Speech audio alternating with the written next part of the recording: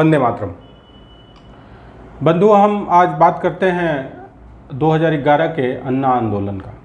बात थोड़ी out of context है, लेकिन वर्तमान में इसकी प्रासंगिकता थोड़ी बढ़ गई है, इसलिए आज इस पर चर्चा करते हैं।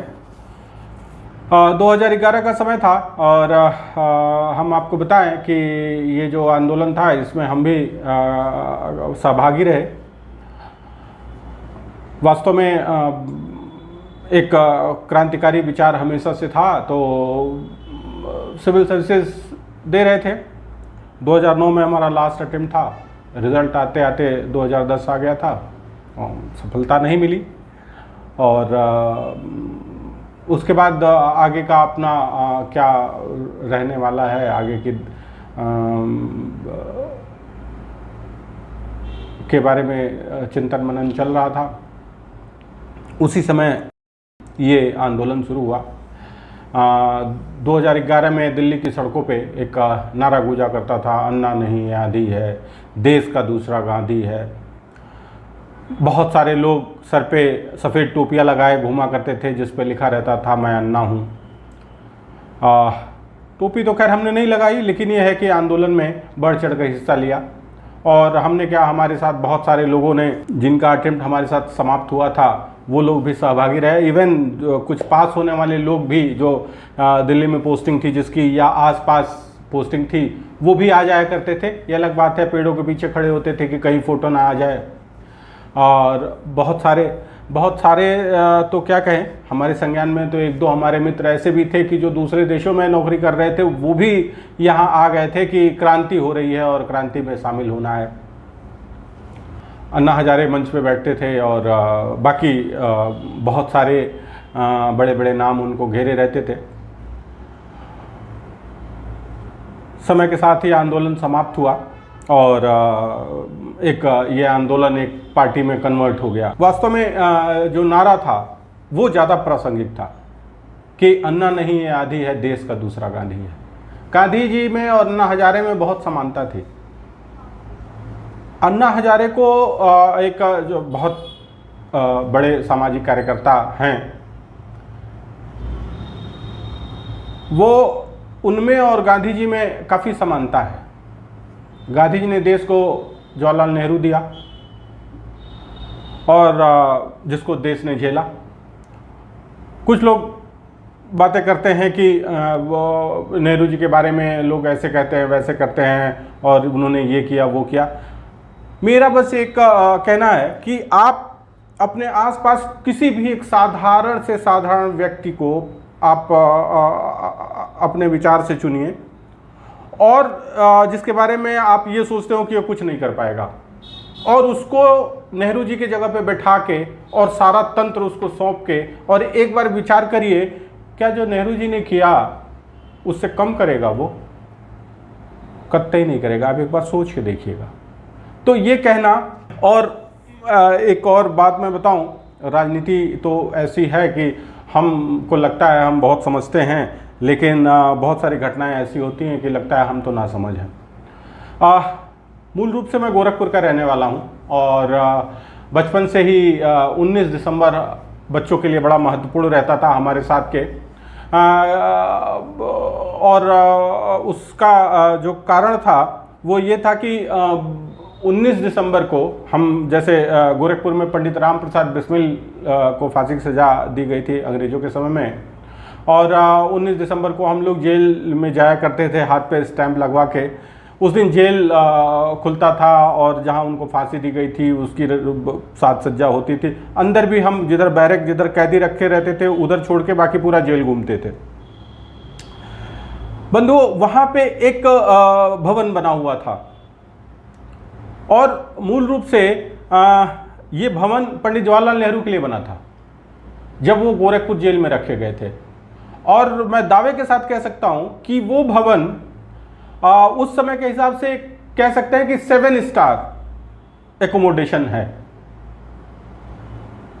अब जिस समय अंग्रेज किसी को काला पानी भेज रहे थे, इवन दूसरे देशों की, जो जैसे अपने बीजी तिलक को मंडाले जेल भेज दिया था, तो उस समय नेहरू जी को इतनी फैसिलिटी ब्रिटिश हुकूमत क्यों दे रही थी? बाल गंगाधर तिलक से बड़े नेता तो नहीं थे, तो फिर इतना उनकी खातिरदारी क्यों? वास्तव में ये प्रश्न बहुत दिन तक मेरे मन में रहा, और जब थोड़ा समझने लायक हुए तो फिर हमने, जैसे अगर हम कहें कि पिछली सरकारों में अगर हुर्रियत के नेताओं को जो सुविधाएं दी जा रही थी, उससे हम तुलना कर सकते हैं कि जवाहरलाल नेहरू को जो सुविधाएं ब्रिटिश सरकार की तरफ से दी जा रही थी। बिल्कुल इसमें कोई लाग लपेट के साथ नहीं, मैं सीधे कह रहा हूं कि कोई ना कोई साठगांठ जरूर थी, जैसे हुर्रियत के नेताओं की और कांग्रेस की सरकारों के बीच, या पंडित जवाहरलाल नेहरू और ब्रिटिश हुकूमत के बीच। इसमें कोई दो राय नहीं है। ये तो हो गया गांधी जी का। अब अन्ना हजारे अगर देखिए वो कितने बड़े आंदोलनकारी हैं और कितने तपस्वी हैं, ये एक तरफ। एक अंग्रेजी में कहावत है, ऑनेस्टी मस्ट बी वाइज। या तो भाई अन्ना हजारे ऑनेस्ट है, इस पे तो कोई प्रश्न चिन्ह नहीं है, लेकिन इसका मतलब ये नहीं है कि आप जिनके बीच में बैठे हैं सारे के सारे धूर्त हों, उनके बीच में बैठ के आप आंदोलन कर रहे हो, देश को का मार्गदर्शन कर रहे हो। अरे आप खुद अपना मार्गदर्शन तो पहले करिए। कैसे लोगों के बीच में आप बैठे हैं, ये इसका ज्ञान आपको है नहीं। इतने अदूरदर्शी हैं कि आपको पता नहीं कि ये क्या करने वाले हैं। उस आंदोलन में जितने लोग थे आप सबको जानते हैं, कहाँ हैं वो लोग? और अगर सही कहा जाए तो देखिए, इसमें कहते हैं ना कि कमी सबकी है। हम व्यक्ति को पकड़ते हैं, जबकि होना ये चाहिए कि विचारों को पकड़ना चाहिए। हमने अन्ना हजारे को पकड़ा, हमने अरविंद केजरीवाल को पकड़ा। व्यक्ति का क्या है? आज वो सही दिशा में जा रहा है, कल वो आपको दिग्भ्रमित करके अपना हित साधने लगेगा, आप क्या कर लेंगे? हुआ यही। अरविंद केजरीवाल जी, अगर सही कहा जाए, आज अभी जो स्थिति है, कल संजय सिंह जेल गए। मैं बताऊं कि केजरीवाल जी के साथ जितने लोग आंदोलन में थे वो कहां गए? वीके सिंह जी, किरण बेदी, प्रशांत भूषण, उनके पिताजी, कुमार विश्वास, योगेंद्र यादव, एक आशुतोष पत्रकार बीच में कूद पड़ा था अपना करियर खराब करने। इसके बाद राखी बिरला कहाँ गई, गोपाल राय कहाँ गए, मनीष सिसोदिया कहाँ गए, सत्येंद्र जैन कहाँ गए, और अब संजय सिंह। अगर आप देखें, देखिए इतिहास में आप देख लीजिए, कोई भी डिक्टेटर हुआ है सबसे पहले वो अपने साथ के लोगों को ठिकाने लगाता है। इसमें भी जो अपने से किनारे लग गए, नहीं तो लगा दिए गए। अभी सारा दोषारोपण इस समय की वर्तमान सरकार पे किया जा रहा है, लेकिन वास्तविकता ये है कि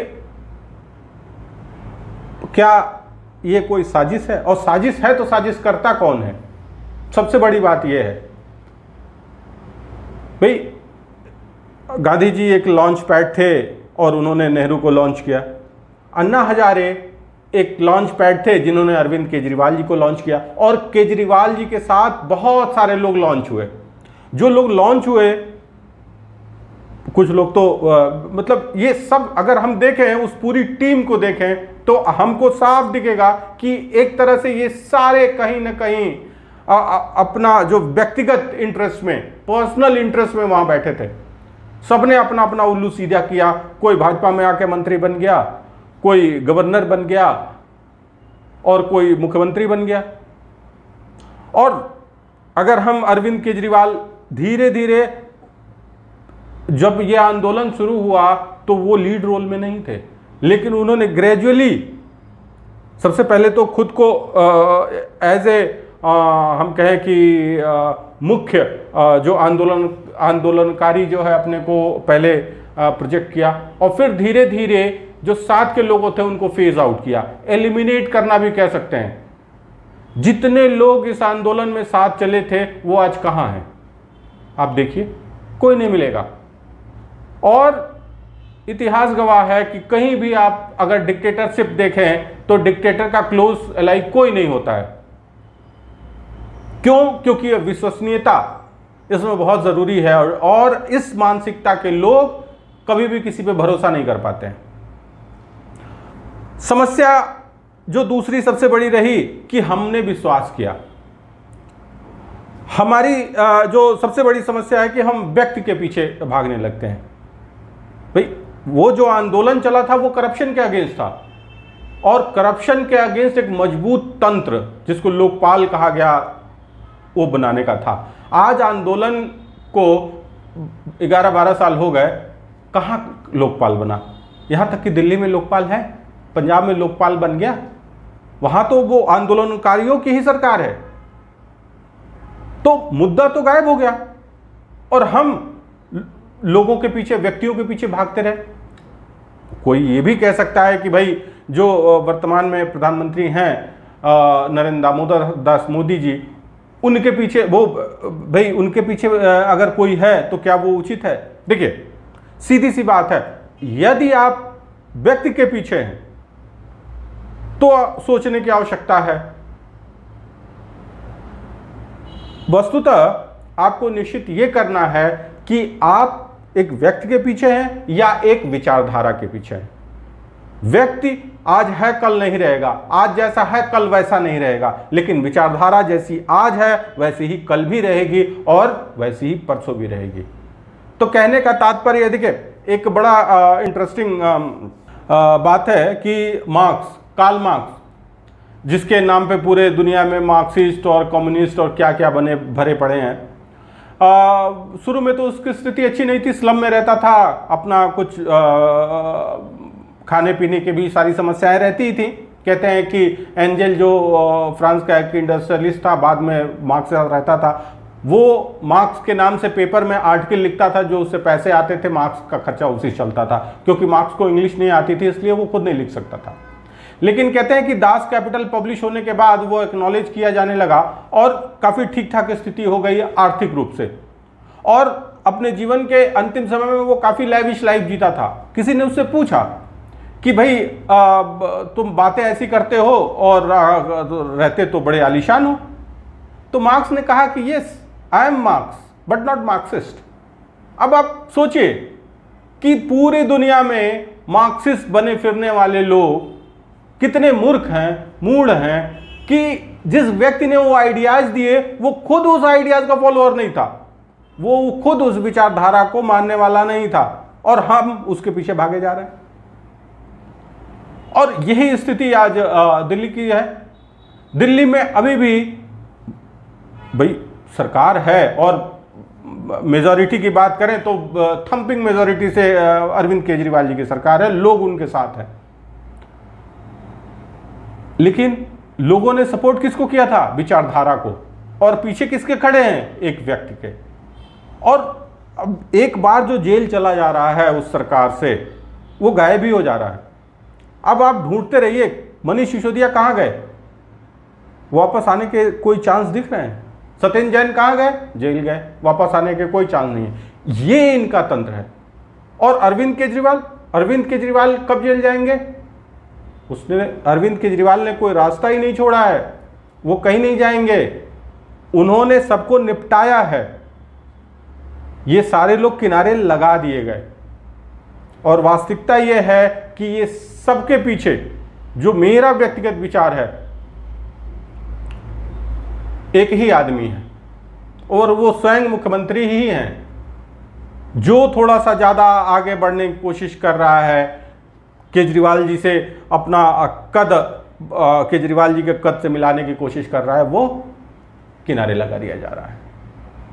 तो कहने का तात्पर्य यह है कि ये जो राजनीति है वर्तमान की, ये बड़ी अशुद्ध राजनीति है, और इसमें कौन किसको कहाँ कब कैसे एलिमिनेट कर देगा ये कहा नहीं जा सकता है।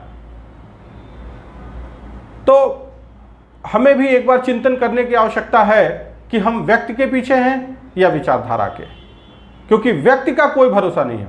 व्यक्ति कल कैसा था, आज कैसा है और कल कैसा रहेगा, ये निश्चित करना सबसे ज़्यादा अनप्रेडिक्टेबल कोई अगर धरती पे है तो वो मनुष्य है।